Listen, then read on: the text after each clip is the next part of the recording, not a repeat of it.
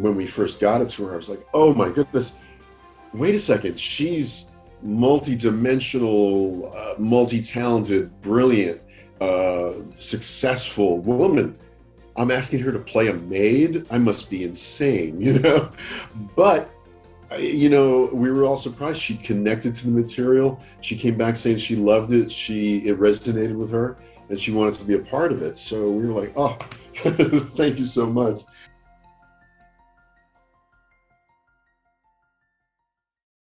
Hello, welcome to Film Forums. My name is Millie Hayward. I'm a recent screenwriting graduate, and today I have a very special guest with me. Would you like to introduce yourself? Hello, I am Ray Giarratana. I am the writer and director of The Tiger Rising. So, Ray, what is your background in filmmaking? Did you go to film school? Yes and no. I'll answer that. I got an interesting answer to that. I didn't go to traditional film school. No, I've been working in the industry in the visual effects world for my entire career, and you know, and so I've gotten to work with a lot of just remarkable A-list directors and cinematographers over the years. So I like to think of those years as a hands-on film school as well. Oh, brilliant. I was going to say, I know you've done so many visual effects for sort of Captain America, Civil War, Godzilla, John Wick 3. You've done like so much, and this was sort of before you were a screenwriter and director, isn't it? It kind of a little during the same period, but I've also done like literally thousands of high-end commercials as well over the years. The thing is, I guess I thought of myself always as a filmmaker, not just a visual effects geek kind of guy. I always wanted to be involved in the story and in the way we tell the story. So when I would connect with a director and we would talk about visual effects, we didn't have to get into the weeds of the technical stuff, although I could if you wanted to. But if I could talk to him about story and character, then, you know, that was great. You know, he understood that I understood. And so that was always a big help. You like animals? Do you like wild animals? Because I got me a wild animal like you wouldn't believe.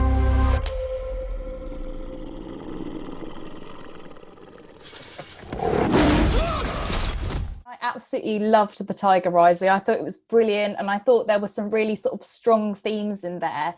I was going to say, can you tell us what the film is about? What are the themes in there? I know there was a lot of I thought the audience could really resonate with it as well. The story, it's about a 10-year-old boy, Rob, who's recently lost his mother. And a lot of it has to do with how he deals with that hurt and loss and how he hopefully goes through that.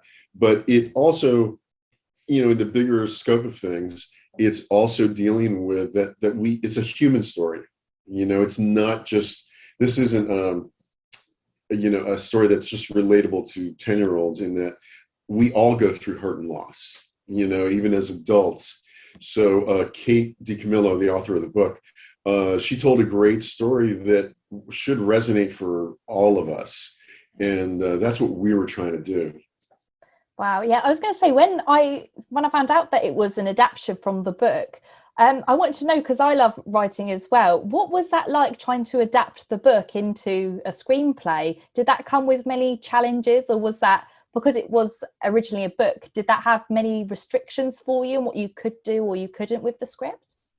You know, anytime you kind of start adapting, especially, you know, a beloved author, she's won like 2 Newbery Awards. I mean, she's a big deal, and she's really talented. I mean, you start off with, at least I did, with a lot of respect for the material. You know, I remember reading the book, and the way it just came off the page and spurred visuals in my head, you know, and the way I kind of saw it. My first pass at the script was starting off very respectful to the material. You know, in many ways, it was kind of like, I felt maybe a little bit more like an editor rather than, you know, a writer in the beginning, just because, okay, how does this how do I shape this into a film? You know, but yes, writers do that too. But you know what I'm saying? It's like I felt like, okay, let's not ruin, you know, the wonderful things that, you know, that hit me when I read it, much like other readers. You know, hey, I go to see movies too, and I've seen a bunch of movies that books that I've read, and you know, there were a few times where you go in, you go, oh, why did they change that? Oh, it's different, you know, or sometimes they really, oh, this feels just like the book. But, you know, let's face it, a film and a book are two different things. But, you know, it's you're trying to hopefully capture the same kinds of themes and pieces that the original writer was trying to say, and make sure that becomes a visual thing, you know, on the screen as well. There were some great actors that came on board. There was Dennis Quaid and Queen Latifah. How did they come on board the project? You beg and beg and beg. Yeah. You do whatever it takes. You know, the thing about great actors is they're in just such demand, because you can see what they do with material, and they just bring things to life. So sure, they all have stacks of scripts that are coming to them every day. You know, luckily we were able to get the script to Queen and to Dennis, and luckily they responded to the material.